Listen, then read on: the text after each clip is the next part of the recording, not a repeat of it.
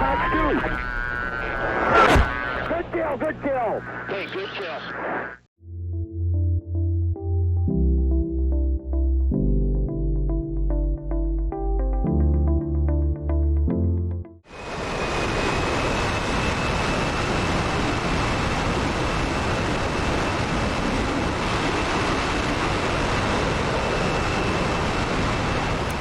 Hey guys, welcome back to another video. Today we're here in the F-14 Tomcat. We're carrying a bunch of AMRAMs. We're carrying the C7 AMRAMs.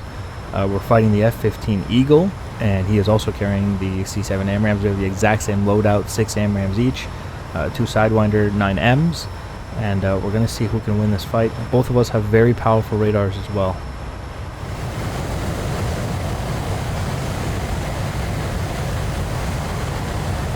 I think mostly I just want to see what it would be like if we've always done videos like this, what if the Tomcat wasn't retired kind of thing. And you have to admit it's kind of a similar platform to the F-15 in the sense that it has a powerful radar. It's a very large aircraft that's capable of getting very fast. So it can probably put up kind of a fight against the F-15, especially when you give it the AMRAMs.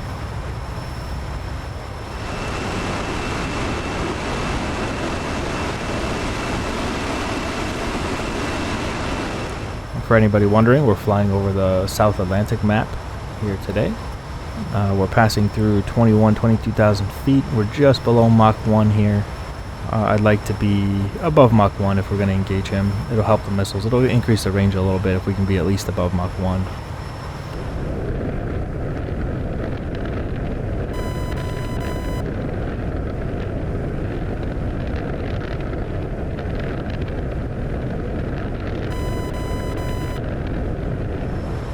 Waiting to see if Jester here can find him on radar. With the F-14, there's nothing I can do as a pilot up here. I just fly the aircraft. The guy in the back, the RIO, Radar Intercept Officer, it's his job to manipulate the radar, lock targets, all of that stuff.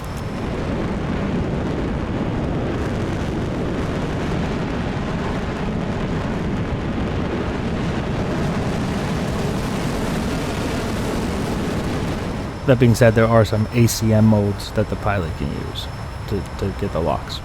So I guess the question now is, what's the big difference between the F-14 carrying AMRAMs versus the Phoenix? There is a Bandit, 265, 73 miles, 36,000. Okay, Jester found him.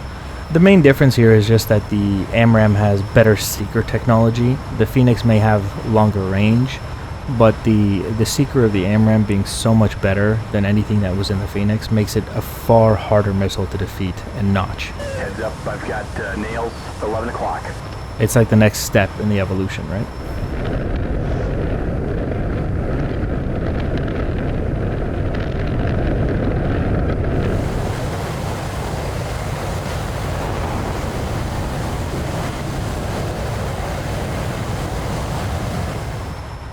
Okay, looks like Jester's got him in a TWS track while scan. Got him at 64 miles, and he's like very high angels, 39-ish maybe. And he is cranking. I can see the behavior on the radar screen here.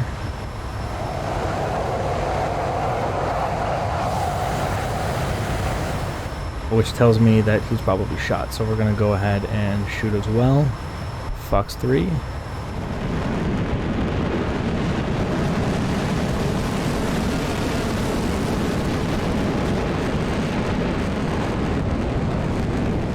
That's excellent. So we'll start getting into a crank ourselves, which again implies that as we defend and reduce altitude and offset to the gimbal limit of our radar, we continue to illuminate the Bandit with our radar, providing guidance for that AMRAM.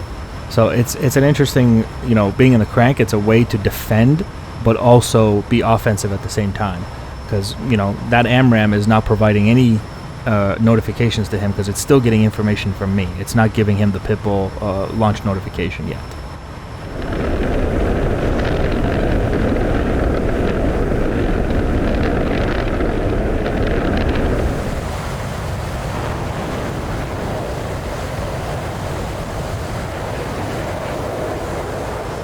So we'll try to provide as much guidance for that missile as possible. Once his missile goes pitbull on me, I will go cold. And we do have something called a minimum abort range. This is the range in which I can still turn and run from his missile. If you're inside of this, the MAR, minimum abort range, if you turn and run, his missile will still hit you. So it's always important when you're doing these BVR fights to stay out of that, you know, range. That range differs for altitude, for different missiles, for the speed at which it was launched. You know, all these things affect a missile's range and therefore affect the MAR. It's game time. Nails, 11 o'clock. Okay, there we go. We got a pitbull missile there.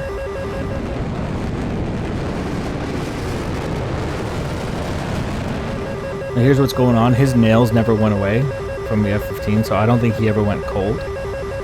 So I'm going to stay committed here because I think he fired his missile from very far away. I can see how the missiles, look at it, it's going off to my right here, my 3 o'clock. I think I've actually defeated this missile. It's a very long-range missile. So I'm going to opt to remain offensive here. The missile's gone, you can hear it. I was correct about that assumption. We're 30 miles out. I want to engage him again. Roger. Unable. Okay, we No can do, man. can't get a lock. So he fired that missile from very far away to try to scare me off.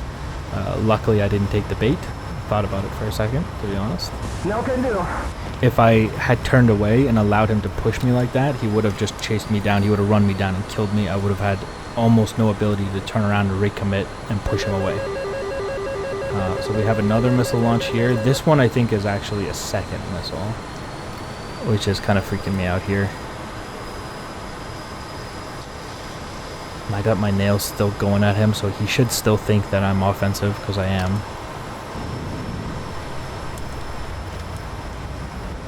I'm getting a little worried here. Jester's not finding him for me on radar. Nails, 12 o'clock. Yeah, come on, dude, find him.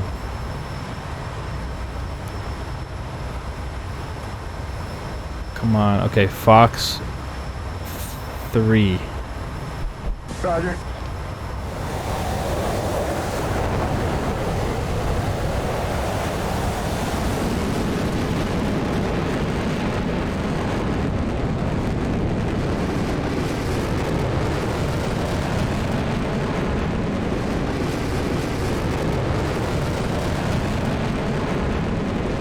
Okay, we're defending cold here. Let's go ahead and drop tanks here. I've told Jester to go ahead and do that. And we'll do a little loop and we'll recommit here.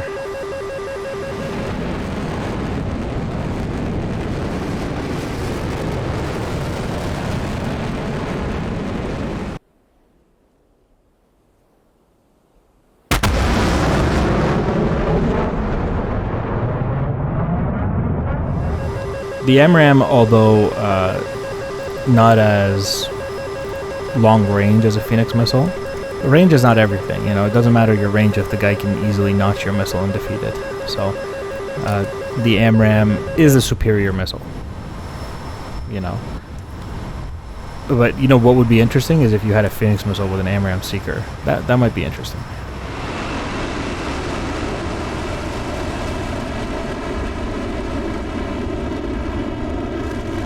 Now, if you're wondering why the US didn't do that, it defeats the purpose. The whole point of creating the AMRAM was they wanted something more compact that they could strap onto any aircraft. They didn't just want a giant Phoenix missile. Let's see if we can find this F-15. It doesn't look like he's recommitted yet. I have no nails from him as of right now.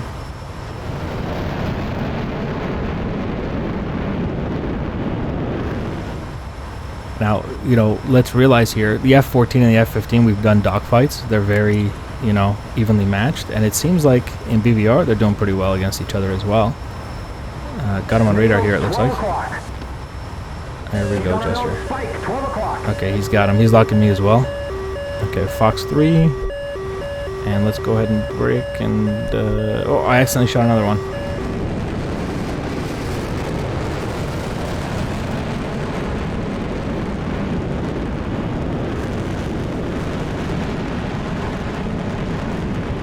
That's my bad. I thought it didn't come off, and I squeezed off.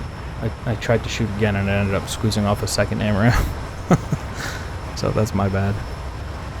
But, you know, it's double the problem for him now, to be honest. Kind of, not really, because they were fired so close together that if he can defeat one, he'll defeat the other one. So I did essentially just waste an AMRAM. But it's okay. We'll make it work. I still have 2 more AMRAMs that should theoretically be enough to either get the kill or get close enough that he'll kill me, but, you know, we'll try to avoid that. The problem here is that I do have to get close enough to him to get slightly into the MAR so my AMRAM can hit him, but be far enough out that I can run away quickly before his hits me.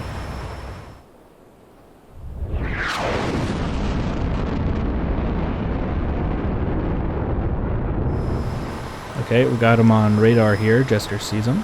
Slightly offset to the left here. We'll go ahead and shoot a missile.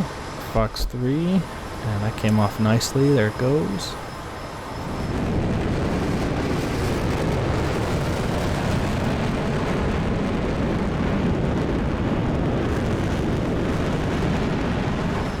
Alright, so we are down to our last AMRAM. I'm going to start turning away here because that was fairly close enough range. I don't feel the need to provide too much guidance for that AMRAM.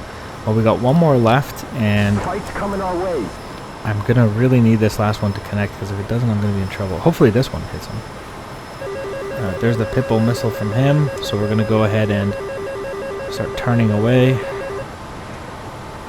Nice and easy. And you can see that missile. Oh, that missile's... There it is. Okay, it's gone. Had me worried there for a second. Oh, no, it's back. Yeah, so it's going into RWR blind spots for me. Hold on. There we go. Okay. Alright. Nope. Nope, never mind. Alright, okay. Don't worry about it. We're going for it. That missile's dead. Jester's got me an STT lock at 15 miles. 18 miles, sorry. 17 miles. 16 miles. We'll shoot it 15, 14. 15. 14. Fox 3. That's an eagle. There we go. Target. And we'll defend.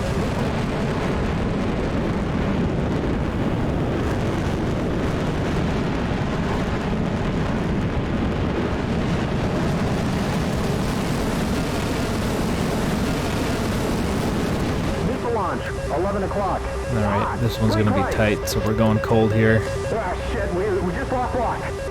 Yeah, trying to reduce altitude down to the ground best I can. Drive that missile into the ground if possible. It's right on my 6.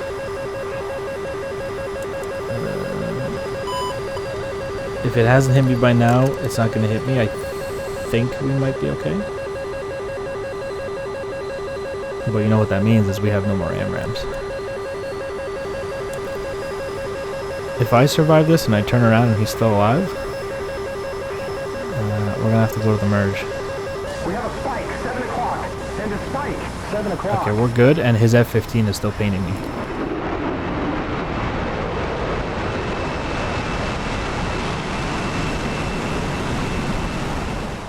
Okay, so he's still alive. Okay. Jester, give me an STT lock. There we go. Tone. Shit, I lost lock. Come on, Jester. The sun is behind me. Look at that. Perfect. So his sidewinders might have trouble. Target. 8 miles. He's trying to lock me. Well, no, he is locking me. But I got the sun directed behind me. There he goes. There we go. Come on. Give me tone. I'm perfectly positioned. There we go. Tone. Fox 2. 12 o'clock. And he's defending. Looking like 290. And splash 1 eagle. Alright. Shout out to the sun for giving me cover there.